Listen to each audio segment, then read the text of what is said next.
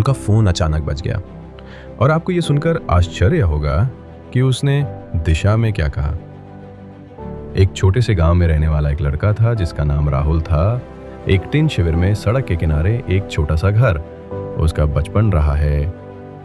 राहुल ने बचपन में अपने पिता को खो दिया। माँ यत्ता देवी सब कुछ वो था।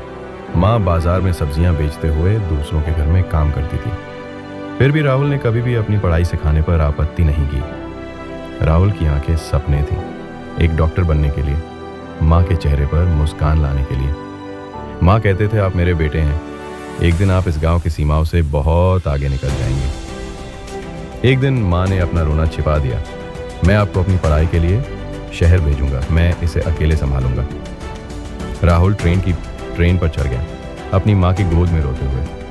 माँ के हाथ से भोजन, कुछ पुराने कपड़े और 100 सपने, ये उसका पता था।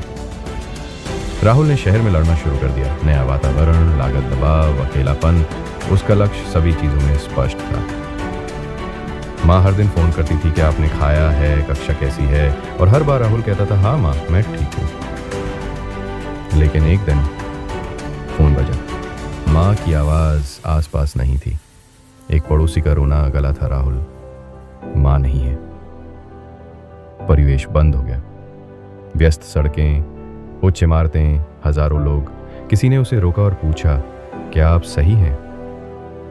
जब राहुल गांव पहुंची तो उसकी माँ की चीता में आग लग गई थी। कुछ भी कहने का समय नहीं था। एक पुराने कपड़े बैग में बस एक मोड़ा हुआ पत्र, माँ का अंतिम पत्र। राहुल, जब आप इस पत्र को पढ़ते हैं तो मैं आपकी तरफ से नहीं रहूंगा, लेकिन आप जानते हैं क्या माँ कभी छोड़ती है? जब आप इस पत्र को पढ़ते हैं तो मैं आपकी तरफ से नहीं रहूंगा, लेकिन आप जानते हैं क्या माँ कभी छोड़ती है?